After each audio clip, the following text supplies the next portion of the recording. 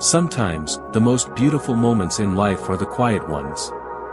In my garden, the humble millet feeder brings little visitors every day. The Munias arrive, their soft chirps blending with the hum of bees dancing over blossoms. Each flutter of wings, each sip of grain, carries a story of peace. Gardening isn't only about plants, it's about welcoming life, creating harmony, and finding stillness. For a moment, time slows down. And all that remains is nature's gentle music.